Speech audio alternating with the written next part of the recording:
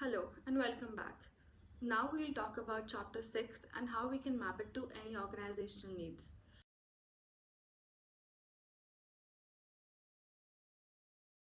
In our last discussion, we explored the provisions of chapter 5 of the DPDP Act 2023, focusing on the establishment, composition and functioning of the Data Protection Board of India.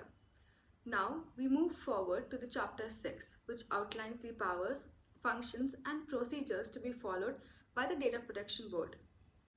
Okay, so let's talk about section 27, subsection 1, clause A, handling personal data breaches. Action steps would be first to have an incident response plan. Here we have to develop and implement an incident response plan that details steps to take immediately after a data breach. For example, the Marriott data breach that happened back in 2018. The company swiftly notified the affected individuals and cooperated with the regulatory bodies. Now, organizations can have similar preset protocols in place to manage data breaches effectively. Second, have communication protocols. Here we have to establish clear communication channels for notifying the Data Protection Board of India about the breaches and ensure full cooperation during the inquiries. For example, the Facebook Cambridge Analytica scandal, where there were unclear communication which made things worse with the regulators. Now, organizations can have clear guidelines which would help the company manage compliance more smoothly.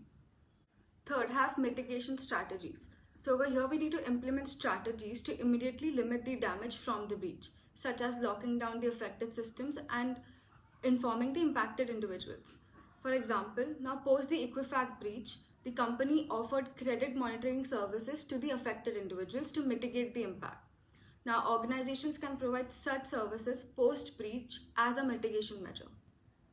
Now coming to section 27, subsection 1, clauses B to C, addressing complaints from the data principals. Action steps would be first, to have a complaint handling mechanism. Here we have to establish a system that is easy for data principals to use when filing complaints about personal data misuse. For example, large companies like Google, Microsoft, etc. offer simple step-by-step processes for users to report issues regarding their data privacy. Now, organizations can develop similar processes to facilitate smooth complaint filing. Second, have compliance checks. So here we have to regularly audit data practices to ensure that fiduciary obligations are upheld. For example, companies like Google, Microsoft, etc. They perform periodic internal audits of their data protection policies to ensure compliance with the GDPR, which can serve as a model for the DPDP Act. Third, have training programs. Here we can conduct training programs to educate employees about the rights of the data principals and the organization's data protections obligations. For example, similar to how we have GDPR awareness training programs, companies can develop educational models on the DPDP Act to ensure employees understand their role in protecting personal data. Now let's talk about section 27, subsection 1, clause D. So over here we need to ensure compliance of consent managers. Action steps would be first to have regular audits. We have to perform audits on consent managers to verify they follow registration conditions. For example, banks like SBI, ICICI use outside companies to audit their finances. Now, organizations can also check on consent managers to make sure they're following the rules under the DPDP Act. Second, have compliance framework. So here we have to develop a compliance framework specific to consent managers to help them meet all the legal and operational requirements.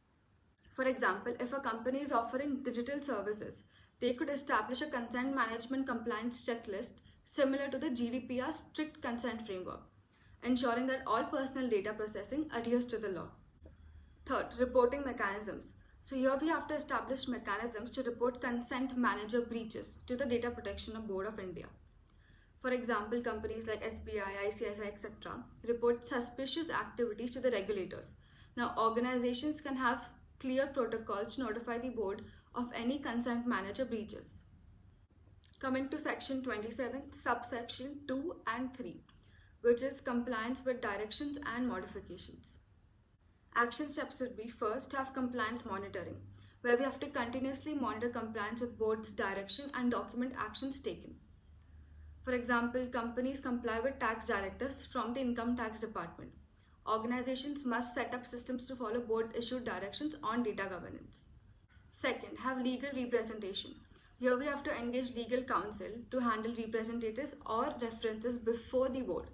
For example, many companies often seek legal advice to manage regulatory directives, such as complying with the Competition Commissions of India's orders, ensuring proper legal support in place to engage with the Data Protection Board of India. Third, record keeping. Now we have to keep detailed records of directions issues, modifications made, and actions taken to comply. Companies maintain records on financial regulations. Documenting interactions with the board ensures transparency and compliancy. Now, organizations must have these steps in place to comply with the DPDP Act. Now, let's talk about Section 28, subsection 1, which is the independent functioning and the digital operations. Action steps would be: first, have digital tools. We have to invest in tools for managing complaints, hearings, and decisions. Now, for example, many courts have shifted to e-court systems. Now, organizations can use digital platforms for data management and interactions with the Data Protection Board of India. Second, have independence. Ensure that the data protection operations are free from any undue influence. For example, now companies often establish independent compliance departments, similar to the legal departments seen in large companies, ensuring independent governance in data protection. Third, have techno-legal compliance. We have to adhere to all techno-legal standards to ensure that the data processing aligns with the board's requirements. For example, GDPR's compliance often involves both technological safeguards and legal frameworks. Similarly, the DPDP Act will require organizations to integrate legal and technological measures in their operation. Coming to Section 28, subsection 3 to 11, which is the inquiry and investigation powers. Action steps would be: inquiry readiness. We have to maintain organized and accessible records to respond to any inquiries. Now, many businesses prepare for tax audits.